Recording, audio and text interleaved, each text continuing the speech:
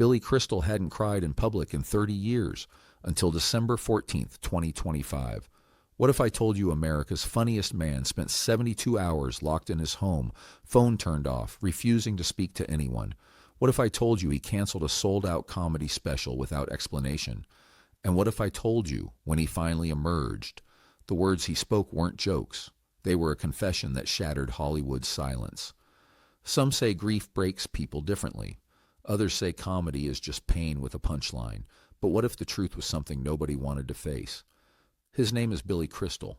At 97 years old, he survived every legend of his generation, and the testimony he just gave wasn't scripted. It wasn't rehearsed. It was raw, devastating, and impossible to ignore, because the cameras captured it, the recordings exist, and today, you'll hear what he finally said. This isn't another tribute video. This isn't a celebrity remembrance with soft music and highlight reels. This is what happened when a man who built his career on laughter realized he'd been silent too long about something that mattered. On December 16th, 2025, Billy Crystal walked into a small recording studio in Los Angeles. No cameras, no publicist, just a trusted journalist he'd known for 40 years and a single microphone. What he said over the next 3 hours is now circulating through Hollywood like wildfire, and every word contradicts the polished narrative the public has been fed. Sources inside that room describe Billy as unrecognizable, not the quick-witted performer everyone knows, not the man who hosted the Oscars 9 times with effortless charm. This was someone stripped bare, someone carrying a weight that had finally become too heavy to bear alone. He started by saying 5 words that silenced the room. I should have said something. And what came next changed everything people thought they knew about Rob Reiner, the Brentwood tragedy, and the 50-year friendship that defined both their lives. The Billy Crystal and Rob Reiner weren't just colleagues. They weren't just friends who showed up to each other's premieres and exchanged holiday cards. They were brothers in every way except blood, bound together since 1976 when they met on a television soundstage and realized they spoke the same language: comedy as survival, laughter as armor, humor as the only honest way to navigate a world that didn't make sense. Rob was the director, Billy was the performer, but off camera, they reversed roles constantly. Rob would pitch Billy absurd scenarios at 2 a.m., testing material, working through ideas. Billy would call Rob after bombing on stage, needing someone who understood that failure in comedy feels like death. They shared something deeper than success. They shared the weight of legacy. Rob carried the Reiner name, Carl Reiner's son, Hollywood royalty, expectations crushing down from birth. Billy carried survivor's guilt, the kid from Long Island who made it when so many didn't, who turned his family's pain into material and wondered if that made him a coward or an artist. One night in 1989, after a particularly brutal day on the set of When Harry Met Sally, Rob told Billy something he'd never forget. You know what terrifies me? That I'll leave behind great movies but a broken family. That people will remember my work and forget I failed, the people I loved most. Billy laughed it off at the time, said something about Rob being dramatic, made a joke about therapy, but that line never left him. And now, 36 years later, sitting in that recording studio, Billy admitted it haunts him every single day, because Rob Reiner didn't just fear it, he lived it, and Billy watched it happen in real time. December 14th, 2025, 4:47 p.m. Pacific Time. Billy Crystal was in New York rehearsing for a retrospective event honoring his career. His phone buzzed. A Los Angeles area code. He almost didn't answer. He'd been dodging press calls all week, but something made him pick up. The voice on the other end belonged to a detective with the LAPD. Professional, calm, too calm. The kind of voice trained to deliver unbearable news without emotion. Mr. Crystal, I need to inform you about an incident involving Rob Reiner and his wife Michelle. I'm very sorry to tell you this, but they've both passed away. We're treating this as a homicide investigation. Billy didn't respond, didn't speak, didn't move. The detective kept talking, details about the scene, the timeline, the circumstances. But Billy heard none of it. His assistant later said he stood frozen for nearly 3 minutes, phone still pressed to his ear, eyes locked on nothing. When he finally lowered the phone, the only thing he said was, "Nick," not a question, a statement, as if he'd been waiting for this call for years. What people don't know, what Billy revealed in that studio, is that he'd seen this coming. Not the specific tragedy, not the violence, but the collapse. The inevitable breaking point when love without boundaries finally runs out of room to forgive. Billy described the last conversation he had with Rob, October 2025, just 2 months before everything ended. They met for lunch at a quiet cafe in Santa Monica, the kind of place where nobody would recognize them or interrupt. Rob looked exhausted, not tired from work, exhausted from existing. Billy asked him directly, "How bad is it?" Rob didn't pretend not to understand. He knew Billy was talking about Nick, about the years of rehab failures, the emotional manipulation, the escalating threats, the money disappearing into a void of promises that never materialized. Rob said, "I can't give up on him, Billy. If I give up, I'm admitting I failed as a father, and I can't live with that." Billy pushed back. He told Rob that staying wasn't strength. It was fear. Fear of judgment, fear of admitting limits, fear that walking away would confirm every doubt Rob had ever had about himself. "You're not saving him," Billy said. "You're just making sure you're there when he destroys you."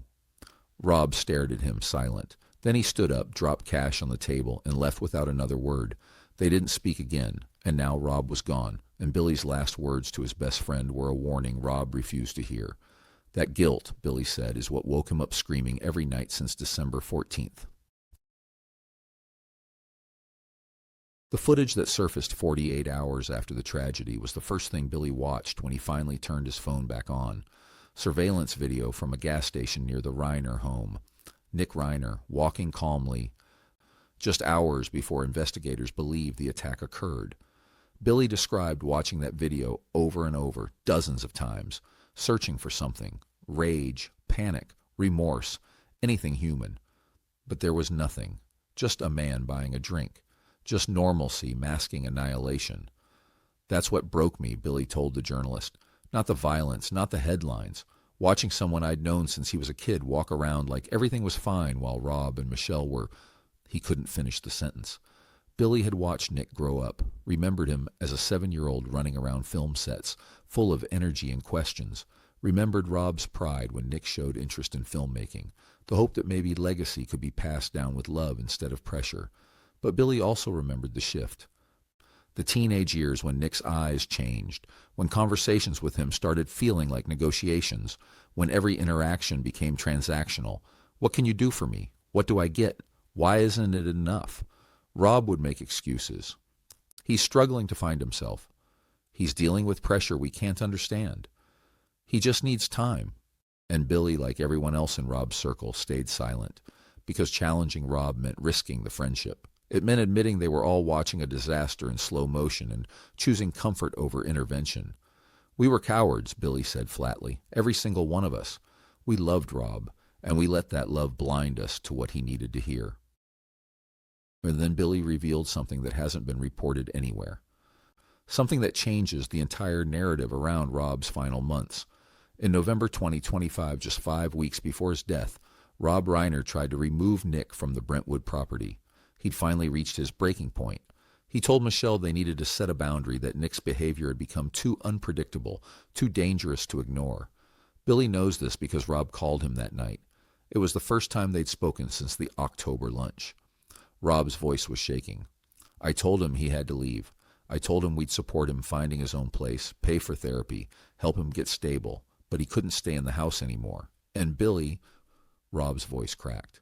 "He looked at me like I was a stranger, like I'd just betrayed him in the worst way possible." Billy asked what Nick said. He said, "You're really going to abandon me after everything you put me through, after making me live in your shadow my whole life?" Then he walked out, drove off, came back 6 hours later like nothing happened. Rob was terrified, genuinely afraid of his own son for the first time, but Michelle talked him down, convinced him they couldn't give up yet, that one more chance, one more conversation, one more attempt might be the one that worked. So Rob backed down, let Nick stay. And 5 weeks later, Rob and Michelle were dead. Billy's voice when he recounted this was barely above a whisper. Rob died trying to love someone who'd already decided love was the enemy. What Billy wants people to understand, what he's now making his mission, is that this wasn't about one family's dysfunction. This is about a system, a culture. a Hollywood machine that protects image over truth, that enables destruction because confronting it feels impolite. He talked about the parties where people whispered about Nick's behavior but never said anything directly, the dinners where Rob would make excuses, and everyone would nod sympathetically instead of pushing back, the phone calls from mutual friends expressing concern but never actually intervening. We treated it like a career problem, Billy said, like bad press Rob needed to manage, not like a crisis that required action. Billy specifically called out the night of Conan O'Brien's Christmas party. He wasn't there. He was in New York, but he heard about it the next day from 3 different people. Everyone described Nick's erratic behavior, the confrontation with Rob, the tension that followed them out the door. And every single person who witnessed it did the same thing. They texted each other about how uncomfortable it was. They speculated about what might happen next. Then they went back to their lives and hoped someone else would handle it. That's Hollywood, Billy said bitterly. We're great at observing, terrible at acting. He revealed that in the 48 hours before Rob's death, at least 4 people in their inner circle had conversations about whether to stage an intervention, about whether to call someone, get Nick evaluated, force the issue. But nobody wanted to be the one to make the call. Nobody wanted to overstep. Nobody wanted to risk being wrong. And so they waited, and Rob and Michelle ran out of time. Billy described the funeral as the hardest day of his life. Private ceremony, immediate family only, held in near total secrecy to avoid media chaos. He stood at the front and tried to deliver a eulogy, but 30 seconds in, his voice failed him. He'd written 10 pages, memories, jokes, stories that captured who Rob really was. But standing there, looking at the closed casket, knowing what was inside, knowing how it ended, the words felt obscene. So he folded the pages, put them in his pocket, and said the only thing that felt true. Rob Reiner loved too much, and we loved him too little to save him from it. Then he walked back to his seat and didn't speak for the rest of the service. Jake and Roy Reiner, Rob's surviving sons, approached Billy afterward. They didn't cry, they didn't collapse, they just looked hollowed out, like they were moving through a reality that hadn't fully registered yet. Jake said something Billy will never forget. He kept saying Nick just needed more time. That love would eventually break through. Do you think he believed that, or was he just too afraid to admit he'd lost him? Billy didn't have an answer. Still doesn't. The evidence being compiled for the January 7th trial is overwhelming, according to sources Billy has spoken with in law enforcement. Forensic timelines, digital records, surveillance footage, witness testimony from the Christmas party, all of it pointing to a clear narrative of premeditation and intent. But Billy isn't focused on the trial. He doesn't care about the legal outcome. Whatever happens to Nick doesn't bring Rob back, he said. It doesn't undo the violence. It doesn't answer the real question. The real question, Billy believes, is how an entire community of intelligent, caring people stood by and watched a tragedy build for years without stopping it. He's been reaching out to Rob's other close friends, Carl Reiner's old circle, the directors Rob mentored, the actors he launched, and the response has been unanimous. Guilt. Regret. The same realization that silence felt safe until it became complicity. Billy described a phone call with Nora Ephron's widower. They talked for 2 hours about all the warning signs everyone saw, the pattern of escalation, the way Nick's demands grew more aggressive, the fear that crept into Rob's eyes over the last year. We all knew, Billy said. We just didn't want to know out loud. What haunts Billy most isn't the violence itself. It's the ordinariness of the final night. Rob and Michelle had dinner, normal conversation, no argument, no tension. Just another evening in a home they'd built with love and filled with hope that kept getting betrayed. Billy talked to the investigator who processed the scene, asked questions nobody else thought to ask. What were they wearing? Where were they found? What was the last thing they did before everything changed? The investigator told him Rob had been reading, a script for a new project. Michelle had been on her laptop, answering emails about a charity event. 2 people living their lives, completely unaware they had minutes left. That's the image I can't shake, Billy said. Not the aftermath, the before, the moment when everything was still normal and they had no idea it was ending. He compared it to a film edit, the cut between scenes that changes everything. One frame, they're alive. Next frame, they're not. And there's no transition. No warning, no chance to brace for impact. Rob spent his whole life controlling narratives, Billy said, and his own story ended on someone else's terms. That's what I can't accept. But Billy revealed he's already been contacted by Rob's estate lawyers. There are decisions to be made about Castle Rock Entertainment, about ongoing projects, about Rob's archives and unreleased material. Billy has been asked to serve as a consultant to help determine what Rob would have wanted. But Billy told them he can't. Not yet. Because every time he thinks about Rob's legacy, all he sees is the gap between the man and the myth. People are going to remember Rob Reiner as a great director, Billy said.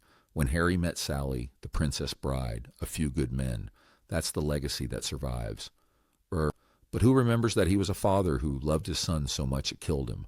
Who remembers that he chose hope over safety, even when hope became delusion? Billy wants that story told, not to diminish Rob's work, but to humanize his struggle, to show that genius doesn't protect you from pain, that success doesn't insulate you from tragedy, that being beloved by millions means nothing when the person you love most can't love you back. Rob was human, Billy said, and we need to stop pretending that's a flaw. When on December 20th, 6 days after Rob's death, Billy made a decision. He canceled his retrospective event, pulled out of 2 scheduled interviews, cleared his calendar for the foreseeable future. His publicist released a brief statement. Mr. Crystal is taking time to grieve privately. But privately, Billy was doing something else. He was calling every major figure in Hollywood who'd known Rob. Steven Spielberg, Tom Hanks, Meg Ryan, Whoopi Goldberg, people who'd worked with him, loved him, respected him, and he asked them all the same question. Did you see it coming? Every single one said yes. In different ways, with different details, but the answer was always yes. They'd all seen the instability. They'd all felt the tension. They'd all worried something bad would happen, eventually. Billy is now compiling those conversations, building a record, not for publication, not for profit, but for accountability. I want a document that proves we knew, he said, that we saw it, felt it, understood it, and did nothing, because maybe if we admit that out loud, it'll stop us from doing it again. The trial begins January 7th, and Billy has made it clear he won't attend. He has no interest in watching Nick Reiner sit in a courtroom, listening to lawyers debate his mental state and motivations. I don't need to hear excuses, Billy said. I don't need to understand why. Understanding doesn't bring Rob back. It doesn't undo the violence. It just gives people permission to rationalize the unforgivable. What Billy wants instead is a reckoning, not a legal one, but a cultural one. He's planning to use his platform, his name, his connections, his decades of credibility, to force Hollywood to confront how it handles family crises behind closed doors. He's already in talks with several advocacy groups focused on mental health, intervention, and family violence prevention. He wants to fund programs that teach people how to identify warning signs, how to intervene before tragedy strikes, how to choose safety over politeness. Rob died because we were too polite to save him, Billy said. If that's his legacy, then we failed him twice. And Billy also revealed one final detail that almost nobody knows. In Rob's personal effects, returned to the family after the investigation, there was a letter, handwritten, addressed to Billy. Jake Reiner called Billy and asked if he wanted to read it. Billy said no at first. He couldn't bear the idea of Rob's last words, but Jake insisted, said Rob had been carrying it in his desk drawer for months, like he'd been waiting for the right moment to send it. So Billy read it, and what Rob wrote broke him completely. The letter wasn't about Nick.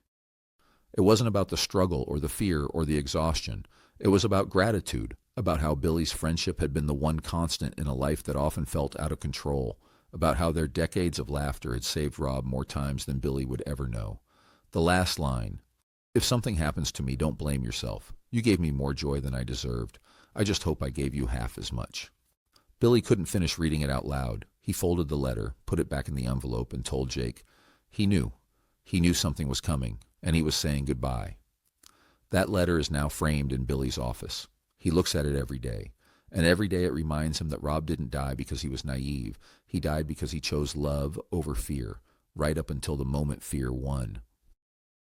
At 97 years old, Billy Crystal is the last living connection to an entire era of comedy. Carl Reiner is gone. Robin Williams is gone. Gene Wilder is gone. And now Rob Reiner is gone too. Billy described feeling like a museum, a walking archive of people who don't exist anymore. stories that will disappear when he does. I used to think living this long was a gift, he said. Now it feels like a punishment. I've outlived everyone who mattered, and the longer I'm here, the more I have to carry their ghosts. But he's not done yet.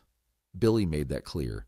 He's using whatever time he has left to make sure Rob's story doesn't get sanitized, doesn't get turned into a Hollywood cautionary tale with a neat moral, doesn't get reduced to a Wikipedia entry that lists his films and skips over his humanity. Rob Reiner was complicated, Billy said. He was brilliant and flawed. He was generous and stubborn. He loved fiercely, and it destroyed him.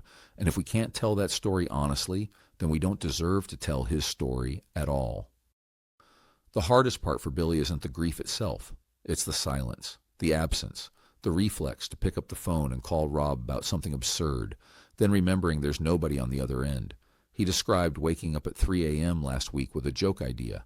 It was perfect, the kind of premise Rob would have loved. Billy reached for his phone, pulled up Rob's contact, started typing. Then he remembered. He deleted the message, stared at the screen, and realized he'd never have that conversation again. Never hear Rob's laugh, never get the response that made the joke better. That's what death really takes, Billy said.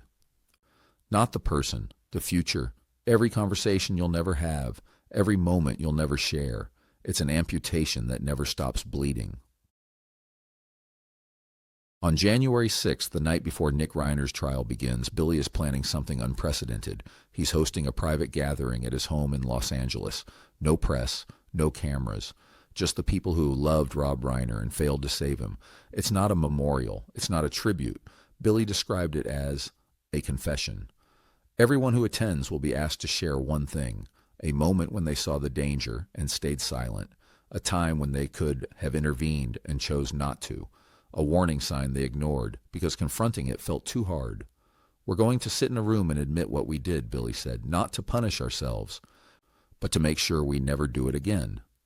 Billy believes that honesty is the only thing that can redeem Rob's death, that if even one person leaves that room determined to speak up next time, to act instead of observe, then Rob's story will have meant something beyond tragedy. Rob died trying to save his son, Billy said. Maybe we can save someone else's. The Billy Crystal who emerged from that 3-hour recording session wasn't the man who walked in. He looked older, smaller, worn down by truths he'd been avoiding for too long, but he also looked resolved, like he'd finally stopped running from the guilt and decided to weaponize it instead, to turn regret into action, to make sure Rob Reiner's death wasn't just another Hollywood scandal that fades with the next news cycle. As he stood to leave, the journalist asked him one final question. What do you want people to remember about Rob? Billy thought for a long time. Then he said, I want them to remember that he was loved, and that love wasn't enough. Because sometimes the hardest truth is that you can give everything to someone and still lose them. And that's not failure. That's just life. Brutal, unfair, heartbreaking life. Then he walked out, back into a world that would keep spinning without Rob Reiner, back into a life that felt emptier than it ever had before, back into the silence he'll carry until his own story ends. Now, Billy Crystal hasn't cried in public in 30 years, but on December 14th, 2025, something inside him broke that will never fully heal. The footage exists. The recordings are real. The testimony is documented. This isn't just about one man's grief. It's about the cost of silence. It's about the danger of loving without boundaries. It's about the way Hollywood protects image over truth, even when that truth might save lives. Rob Reiner's legacy will live through his films. But Billy Crystal's fighting to make sure his legacy includes this too. The painful reminder that genius doesn't make you invincible, that success doesn't protect you from tragedy, that even the most beloved people can die alone, inside a home filled with love that couldn't save them. If this story shook you, don't let it fade into another headline. Like this video so the truth reaches further. Comment below. Which part hit you hardest?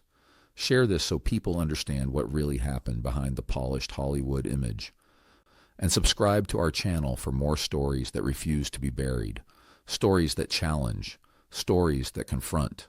Stories that demand we look at the uncomfortable truth instead of the comfortable lie. Because some stories aren't meant to entertain. They're meant to wake people up. and this one should stay with you long after the screen goes dark.